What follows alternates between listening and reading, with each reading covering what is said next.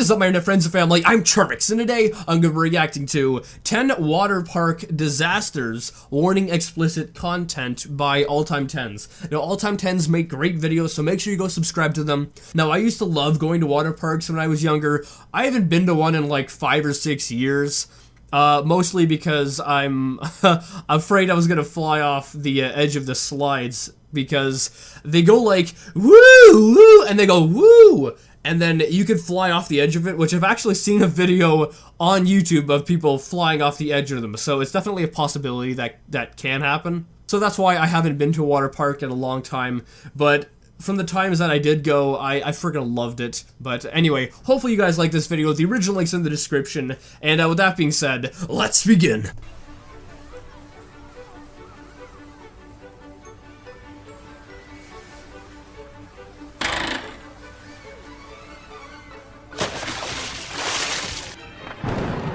Water parks are the best.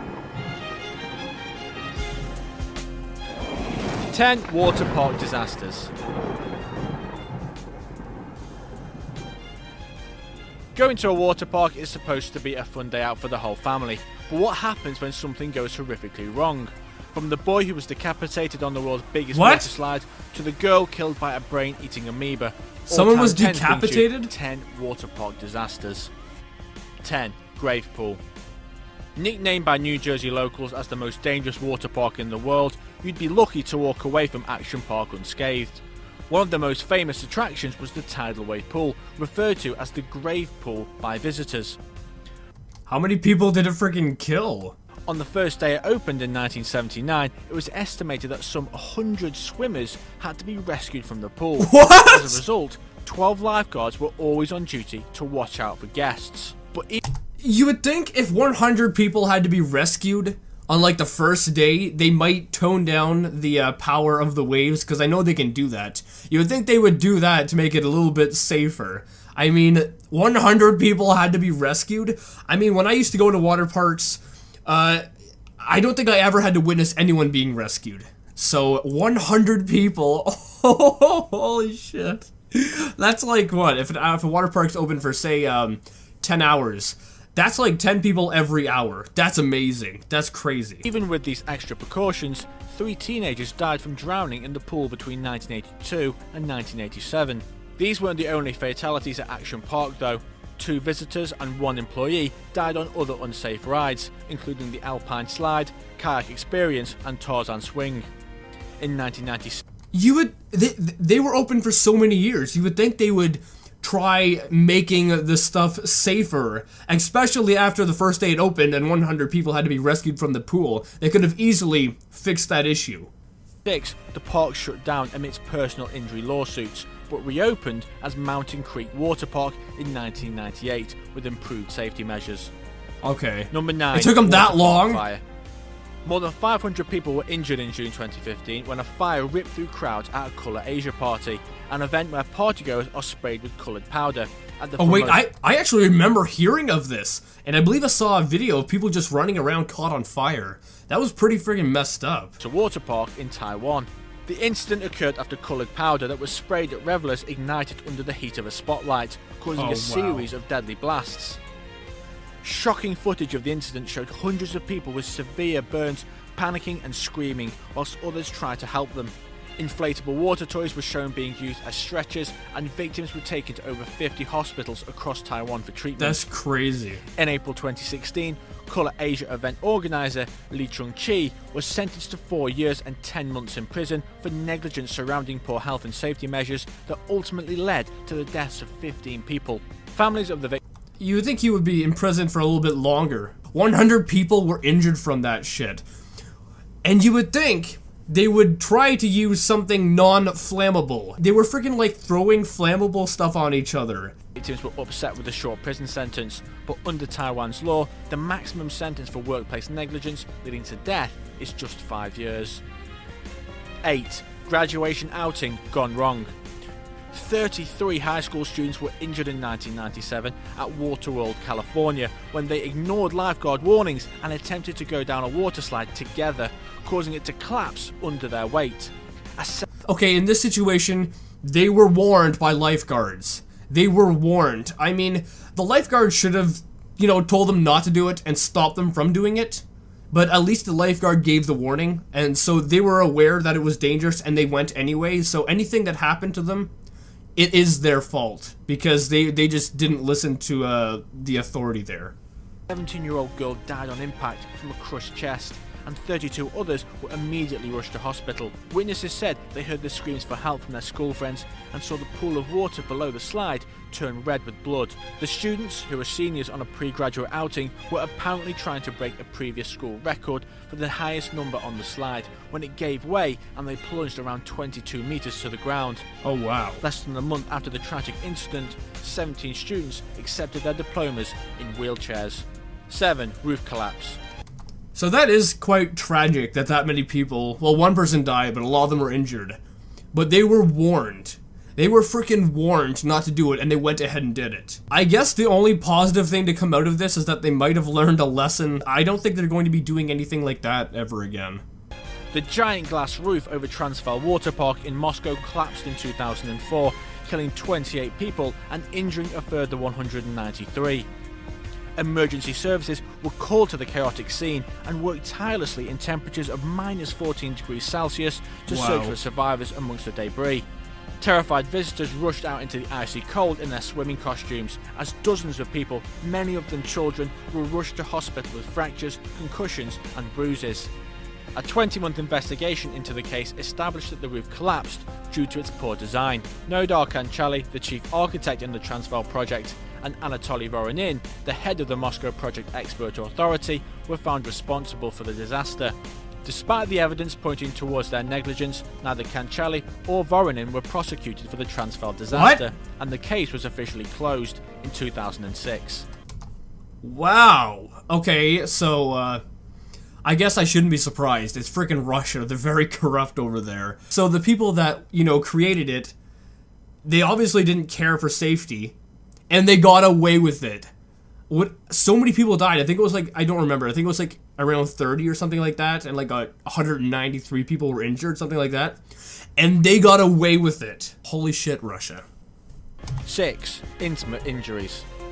The Galaxy Water Park in Germany barred women from using the extreme speed slide in 2012 after several female guests required medical treatment for intimate injuries. What's that mean? In total, 6 genital injuries from the whooshing water were reported to the Pennsylvania Department for Agriculture's Bureau of Ride and Measurement Standards. The speed slide has a 12-meter vertical drop, and ride goers are capable of free fall speeds of up to 72 kilometers per hour. In March 1999, an attorney representing 2 girls, aged just 11 and 12, demanded over $14,000 in medical costs and at least $150,000 in damages for their injuries. Yet the Professional Association of Gynecologists was skeptical. A spokeswoman said there was no medical reason why women shouldn't use such a slide, unless they were pregnant. However, in 2012, the park closed the ride to female visitors, but hopes to reopen it after they've developed a special protective suit for women to wear. Number 5. Brain-eating amoeba.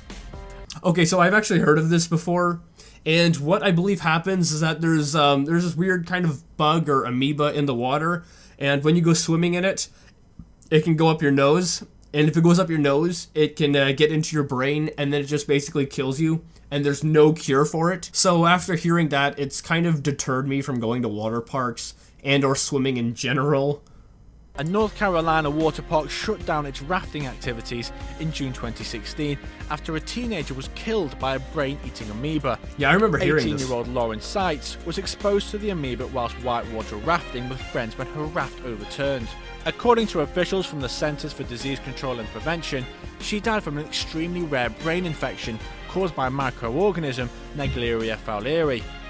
The amoeba enters the body via the nose and travels to the brain, where it causes the disease to manifest up to 9 days after exposure. Symptoms start to appear, including headaches, fever and vomiting, and typically death follows within 5 days. 5 days? I was not aware it took that long. I thought it took months. 5 days. Wow.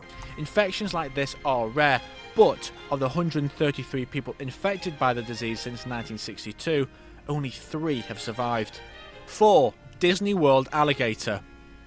Oh, this happened Family's this holiday year. at what's supposed to be the happiest place on earth came to a tragic end in June 2016 when the body of their toddler was recovered from a lake after he was snatched by an alligator. 2-year-old Lane Graves was scooping wet sand into his small plastic bucket on the edge of the Seven Seas Lagoon Lake at Disney's Grand Floridian Resort when the alligator struck. His father, hearing a splash, rushed over to fight the alligator but failed to pry its jaws open and had to helplessly watch as it disappeared back into the deep water with his son. Okay, so in that situation, I understand why he tried to pry his mouth open, but I mean, alligators, they're basically friggin' prehistoric, and they're very strong, and the only, like, vulnerable place on them is their eyes. So, in that situation, which I would have hated to have been in, I would have probably tried to poke out its eyes, because if you do that, the odds are he's going to try to either open up his mouth and bite you, or run away. After an extensive 16-hour search, divers found Lane's body. A medical examiner determined he had had a traumatic neck injury and drowned. Following his death, Disney built fences and other barriers around some of the lakes and installed no fishing signs around the waterfront areas. As of 2016, the family has not filed a lawsuit against Disney. Number 3. Accidental drowning. At 1 a.m. on the 16th of June 1994, That's a long time ago. worker found the lifeless body of 16-year-old Daniel Maracallo floating in the wave pool at Dorney Park and Wildwater Kingdom in Pennsylvania. Daniel had attended the park the previous day on a class trip with 137 other students. Around 10 hours before his body was found, his friends tried to alert a lifeguard that Daniel was drowning, but the lifeguard dismissed him, thinking it was a prank. That lifeguard should be put in jail for that, because even if it was a prank, it's better to be safe than sorry, and the lifeguard just thought it was a prank. You're there to save lives, you know, maybe it was a prank, and if it was a prank, I mean, sure, it sucks, but look what happened. You thought it was a prank, and someone died from your negligence. When the buses came to take the students home, Daniel was nowhere to be seen. His friends told teachers that he had been overpowered by waves earlier in the day, so Assistant Principal Winston Naylor stayed behind at the park for an hour. However, Naylor left before Daniel's body was found by workers at 1 a.m. the next day. In 2002, Daniel's mother was awarded $10 million jointly from the Board of Education and Dorney Park for negligence surrounding Daniel's death. 2. Wait, so what happened to the lifeguard? He should probably be punished for, you know, just dismissing the kids saying that Daniel was dying. Trapped in a pumping system. A UK teenager tragically drowned in 2009 after being sucked into the pumping system of a swimming pool at a Thai water resort while looking for his goggles. 14-year-old Nathan Clark was found dead inside the pump room of the outdoor whirlpool at the Pattaya water park. Nathan's father, Jim, had dived in to try and save him after Nathan's brother raised the alarm, but he couldn't find any trace of his son. Members of his family recounted their horror as staff at the tourist attraction refused to listen to their pleas for help because they did not believe the accident could have happened. It took them 30 minutes to even check the pump room. After hearing about the tragic event, the press turned up at the scene. Nathan's father punched a Thai cameraman after he tried to film his son's body on the floor of the pump room. Thai police subsequently ordered him to pay the equivalent of $300 in compensation to the cameraman. Number 1. Wait, so did he, like, sue the water park or something?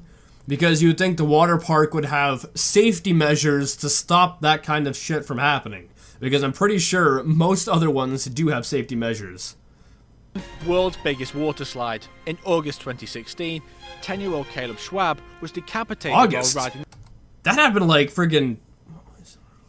That was like 4 or 5 months ago. That's very recent. A 51-meter tall water slide that's higher than Niagara Falls at Kansas City's Schlitterbahn Water Park. The horrendous incident occurred after Caleb, who was sat at the front of a blow-up raft with 2 adults behind him, was thrown out of his harness and into the safety netting above. One witness said he saw him falling down the slide, leaving a trail of blood as he went.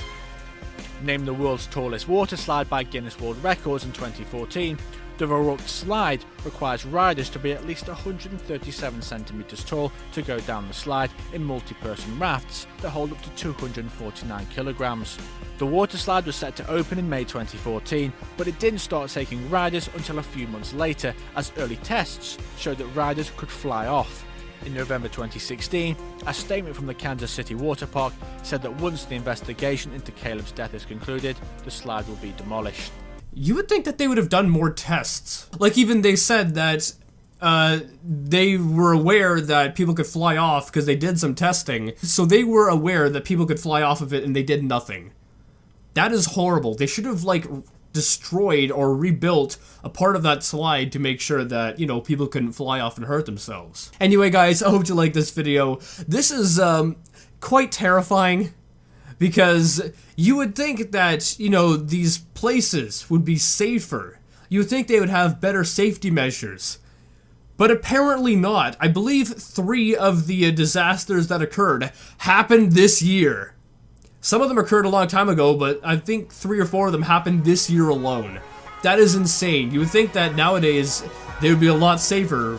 I guess they're not. Anyway, if you like this video, make sure you give it a thumbs up, possibly share it with a friend. If you're new and subscribe and join the family today. Also, make sure you go subscribe to All Time 10s, that link's in the description. But with that being said, I'll see you guys next time.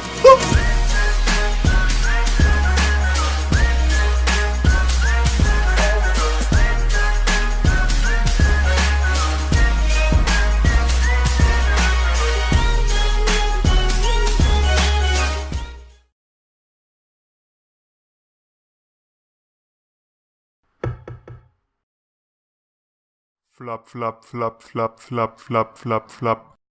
Piep, piep.